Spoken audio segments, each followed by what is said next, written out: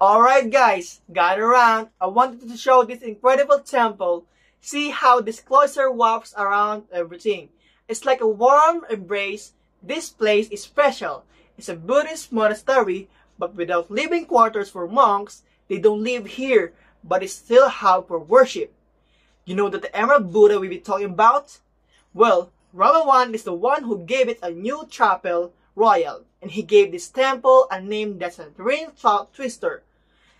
So, I don't know how to say it, but it's made from the precious stone. Locals just call it Wat Phra Kaew. Way easier, right? Now look around and see those 12 pavilions with marble bases. They're like little houses where people can sit, listen to the sermons, or chant together on special days. It's amazing to see how people connect here. Take a deep breath and let's soak in. Okay? Let's talk about the incredible history of the Emerald Buddha. So, back in 1788, King Taksin of Thailand defeated Laos, discovered or recovered this precious statue. Can you believe it was actually housed in Wat Arong, on the outskirts of Bangkok?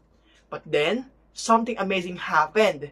When King Rama I established Bangkok as the new capital in 1782, he decided to build a stunning temple within the Grand Palace, especially to the house of the Emerald Buddha.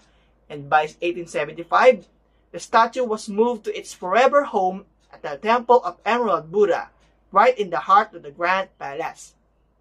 It's wild to think that this is an iconic statue that we've been talking sitting in the same spot for the over 2 centuries. We'll be talking about to see it up to close. Are you guys as excited as I am?